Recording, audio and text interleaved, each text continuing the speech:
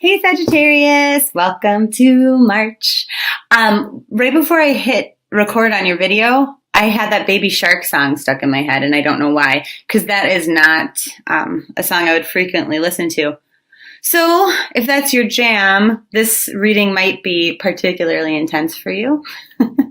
Anyway, okay, so we're just going to get right into it. Where are you at right now, baby sharks, Sagittarius?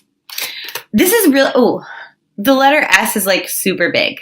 I know that sounds weird, and that's not what the cards say. But I think that's why they're like baby shark doot doot, because shark is like starting with an S, Sagittarius. Your power color of the month is sapphire. There's all this S energy. So I'm actually going to take a little detour from our scheduled reading and see what that's about, because that might be a very specific message for somebody.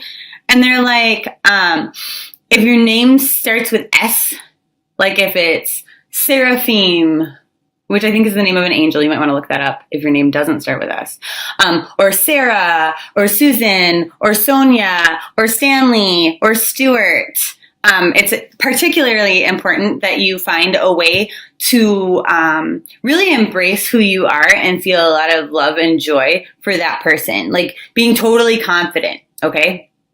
So anyway, maybe as we do the reading that is for everyone, that'll make more sense as to why for you specifically. But somebody with an S name, maybe your name is Sapphire or Shark.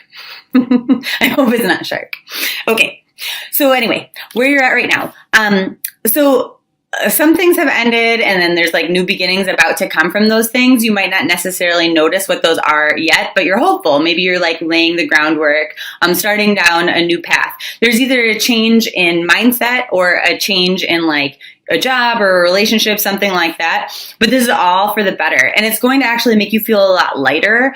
Kind of like just letting go of things and releasing them is going to bring a lot of joy and happiness to your life. Because before you were in this place where you had to stand there and think about, oh man, is this worth it? Like, is this really the path I want to go down?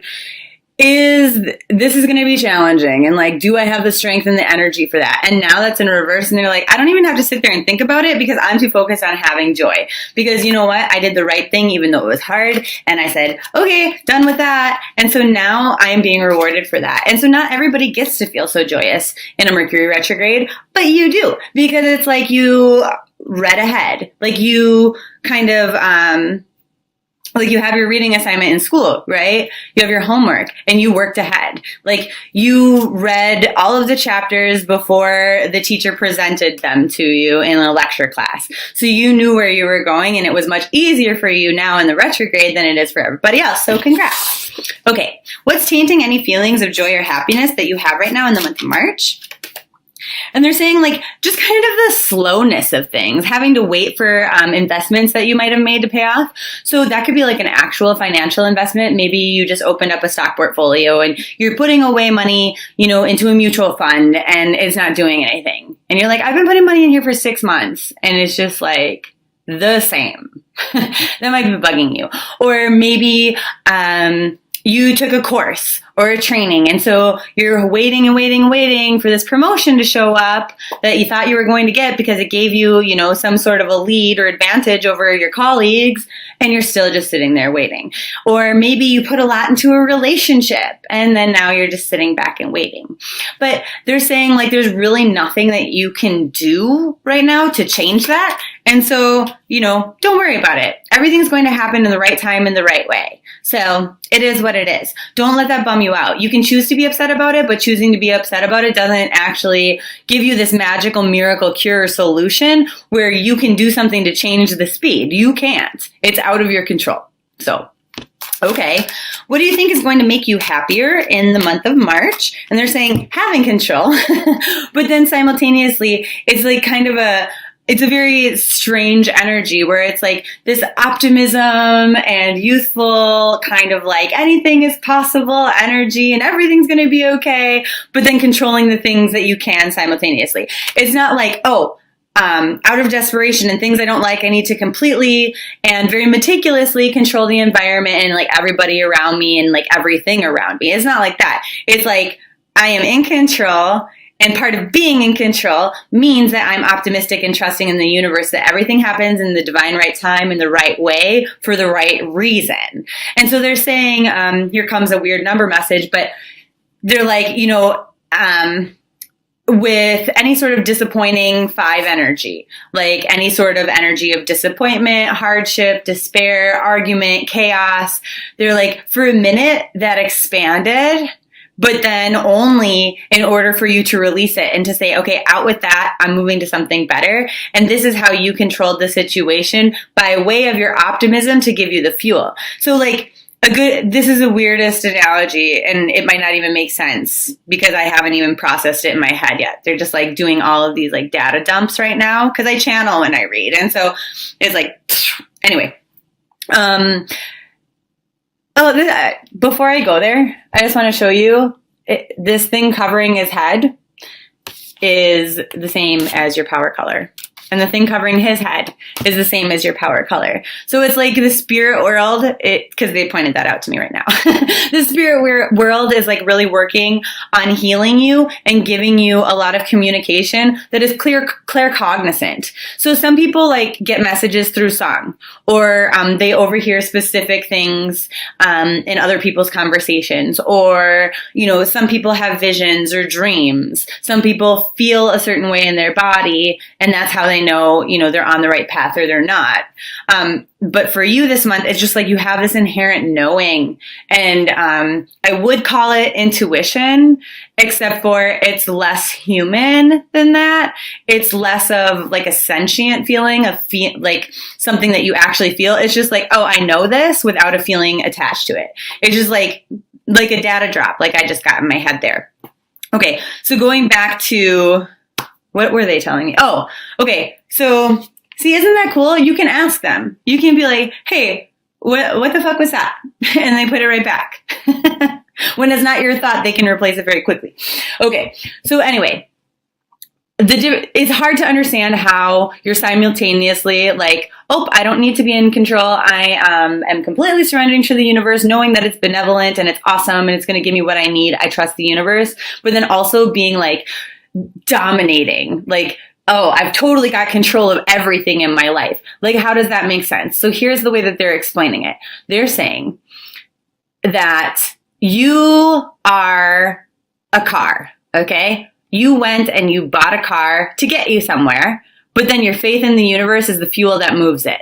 Okay?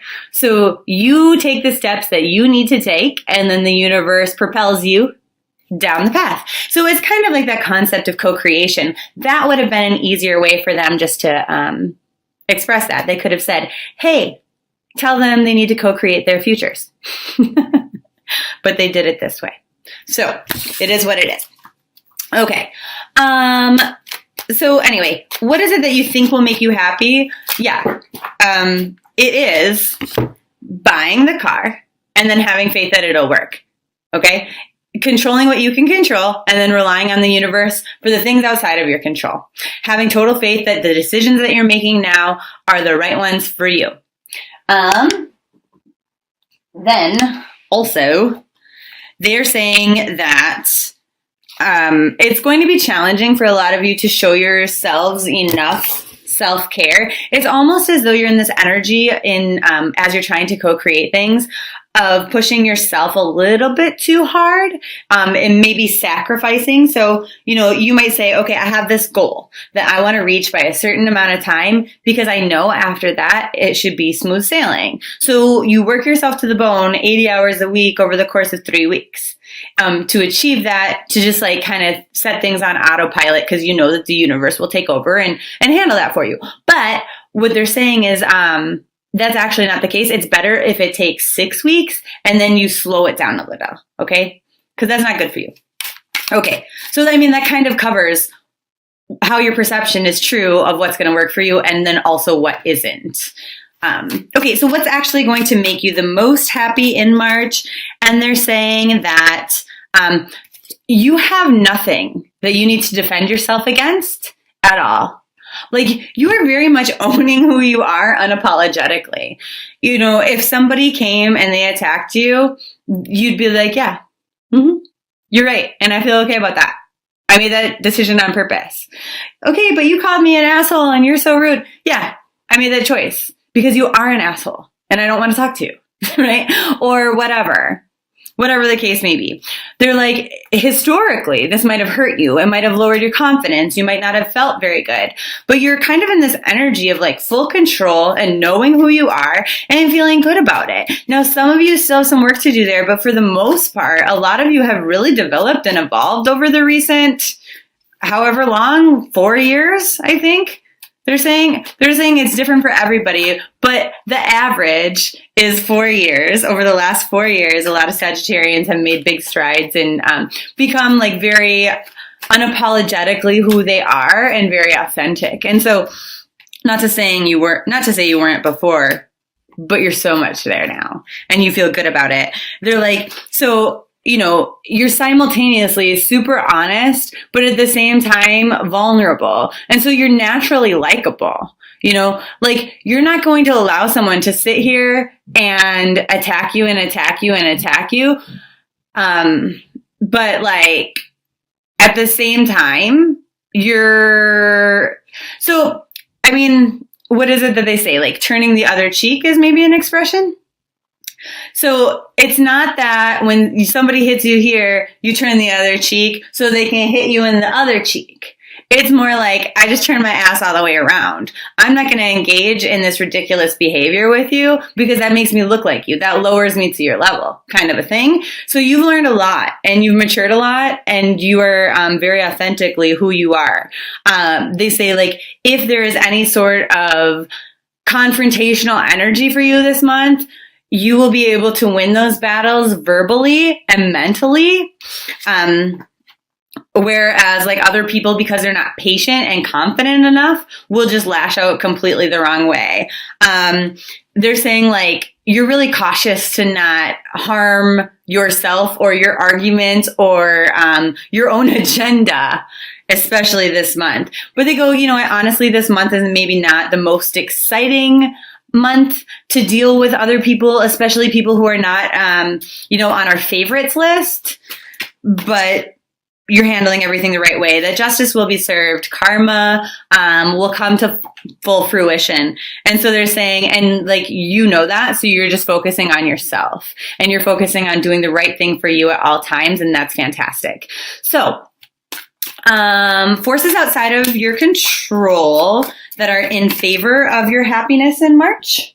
And they're saying, so getting enough sleep and rest is going to be somewhat challenging, but when you can find it, that is going to lift your spirits massively, like more than it usually would to be well rested. It also helps you to manifest the things that you want and to attract bigger blessings than you even realized you were manifesting because your subconscious is doing it.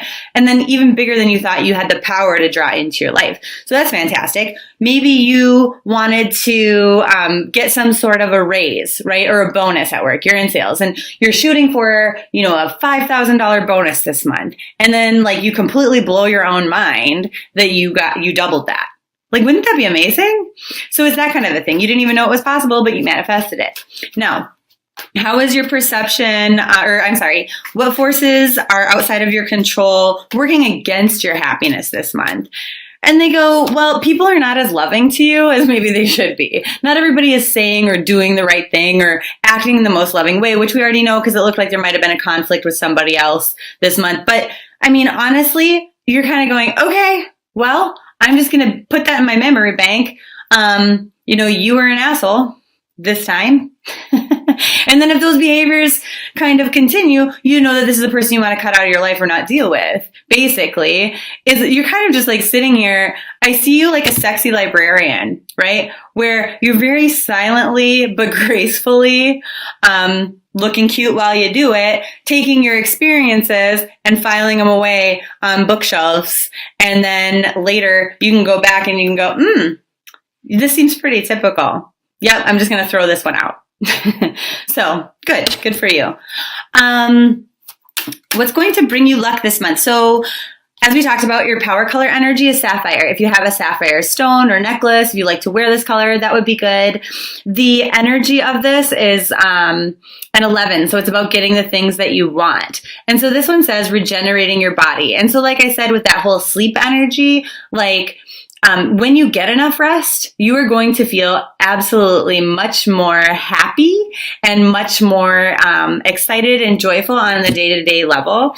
So with this one, as you're sleeping, you know, our angels, our spirit guides, whatever, they work on us and they kind of cleanse our energy and they recharge it for us. They help us to work through anything that's kind of stagnant or stuck. So this one, when we come to like our wakeful moments, it helps us to be like kind of cool, calm, reserved in the ways that we need to be. It correlates to the throat chakra, which totally makes sense because this is the energy that we're embracing when we do experience conflict with other people this month. It gets rid of our nerves. It like totally calms us out. It dissolves any sort of like blocked pathways in our life. It creates more harmony and balance for us. What else does it do? Helps us to balance our emotion. Just creates like a lot of order in your life. And creating order is an interesting way to think about this for me because I was like, okay, here's what I'm doing. I'm observing the way that other people treat me, the way that other people behave or act, and I'm just filing that orderly onto shelves, and I'm going, noted, and I'll do something with that later. I'll refer to that later when the time comes and I need to. Brilliant. And so I guess that might make you sound a little bit conniving, but it isn't. It's just really, it's a very intellectually responsible way to handle emotions. Like you're not being impulsive, which as a fire sign is sometimes a challenge to not be impulsive. Okay. Gosh, I love you. You're the best. Your lucky day of the month is the 11th, which doesn't surprise me because you have all this energy here with the star card, which I actually call the hope card because everything we hope for. Plus our sapphire energy is a 3 plus an 8 is 11.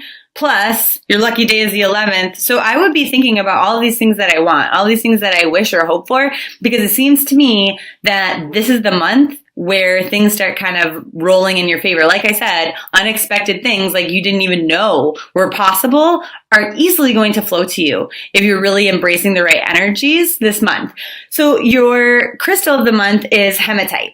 And this is actually, when people ask me what my favorite stone is, most often, because I guess it kind of does change from time to time, but most of the time, this is what I say. I love hematite. I love the way it feels. It's like really heavy, and I just love everything it does.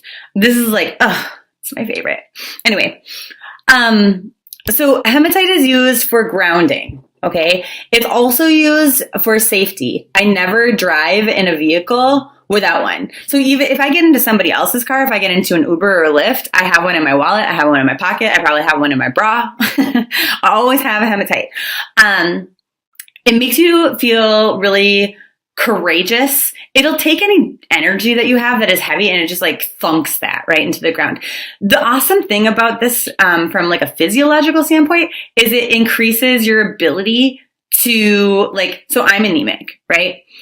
And so it increases your red blood cells, or like at least the heme components there, the hemoglobin, so that you can hold oxygen. So you feel more awake, you feel more alive when you have a hematite on you, that kind of thing. Gets rid of, it makes it, what did I say? Did I say we're more brave and courageous? It increases our physical strength, our emotional strength, protects us, increases our optimism, which is good. So these crystals are like really magnetic. So you might, if you buy them in like a bead form, they stick together. And so why is that important? Because it's actually making you a magnet. People don't think about this when it comes to abundance, but it makes you like a magnet for the right things. But then, conversely, when things are wrong for you, you'll be able to repel them. Like when you put two ends of magnets together that don't go together, they go whoop and they repel each other, right? So like things that are right for you, you can suck them in. Things that are wrong for you, you can push them away with hematite. So why am I holding so many of these? I know it's bonkers.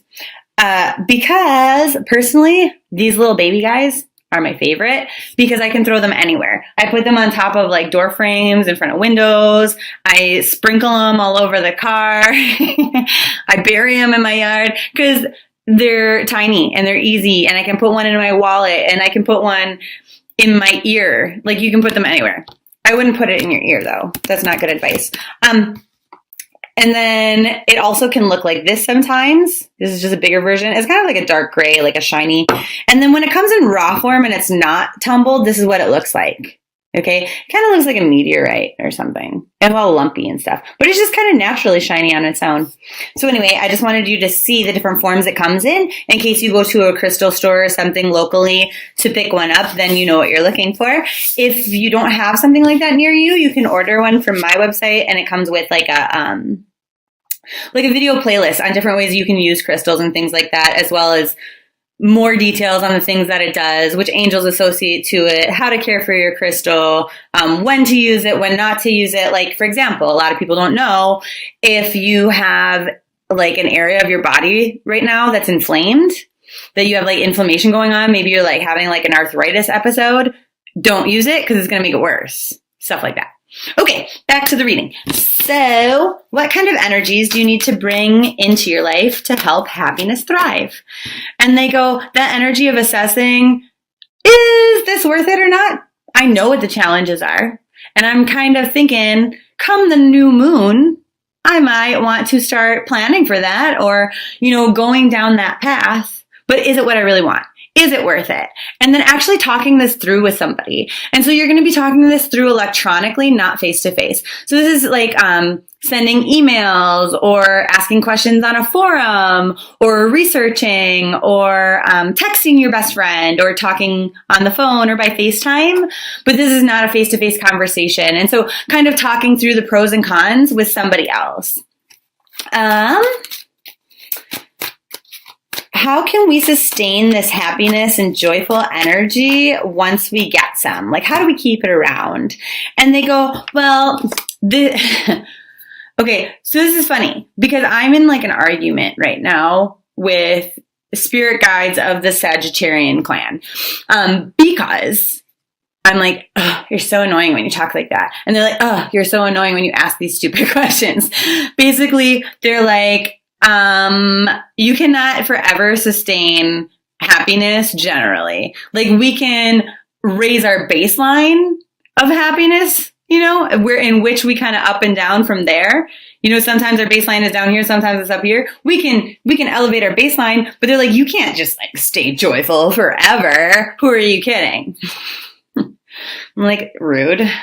But anyway, they're saying that for a lot of you, a good way to do that is to be open to change. That once you kind of are really feeling and embracing this happiness energy, we might not want to change what we're doing at all. Because we think if we don't change things, then things stay the same. And so, we're likely to not run into problems. But then we run into the problem of boredom. And so they say be open to new opportunities because they're exciting and they're worth it. I love that. So March overall in a nutshell for you is they're like, we're going to be wondering, is this fair? Is that fair? I don't really know. And for those of us who have bad karma, like not from past lives, from this current life, if you fucked up and you did something shitty to somebody else, guess what? You're about to pay for it. If you have been like a super loving and caring individual, guess what? You're about to be rewarded big. So I'm not saying that to scare those of you who fucked up, but I am saying that to remind those of you who are doing the best that they can that good things are coming. And so they're saying like, this is not probably going to happen in your love life or relationships because there are certain lessons and things that we needed to learn there. And actually some of the things that we're doing or the way that we're thinking about things in our relationships or like in our historical relationships, because we're in a Mercury retrograde, are not healthy for us at all. Like a lot of the pain that we might feel or the apathy that we might feel that creates pain for us is our own fucking fault. Like, because we're deciding to continue to think about things in a certain way and not changing the way that we think about things, or to focus on, different things that we want to focus on that aren't necessarily the right thing for us to focus on in these types of relationships. And so it's saying that, we don't actually want you to do anything about this right now. We just want you to like kind of grasp like a fuller awareness of like what those patterns are, what your thought processes are that are not healthy in regards to dealing with other people, or like when you see injustice or like oppression, like when you see something that's wrong, like how do you deal with that? Or like if you're tempted to do something wrong, like how do you talk yourself down from that? Or are you impulsive in that regard? And they're like, so we want to think about like any sort of unhappiness that you do experience, because for the most of you, this is going to be a more joyful and fun kind of month than for everybody else in the zodiac with, this Mercury retrograde energy. But they're saying like in those moments, like even though our baseline might be higher, in those moments when our happiness threshold kind of dips a little bit, we want you to think about specifically what isn't making you sad. So the thing is like oftentimes what we think is making us angry or sad isn't what's making us angry or sad, right? I might get angry that somebody, I don't know what. But like, basically my point is anytime that somebody makes you angry, you're not actually angry, you're sad. You're disappointed. Anger is a reaction to feeling sad, and feeling sad is uncomfortable. So then you're sad that you're sad. So then you lash out in anger in order to try to control it. So most of the time, a lot of things are like, oh, I'm sad that I can't control things. I'm sad that things don't go the way that I hope that they do all of the time. Things like that. So kind of like breaking down each thought and each feeling to what it actually is. Okay. I love you so much, and I'll see you in April.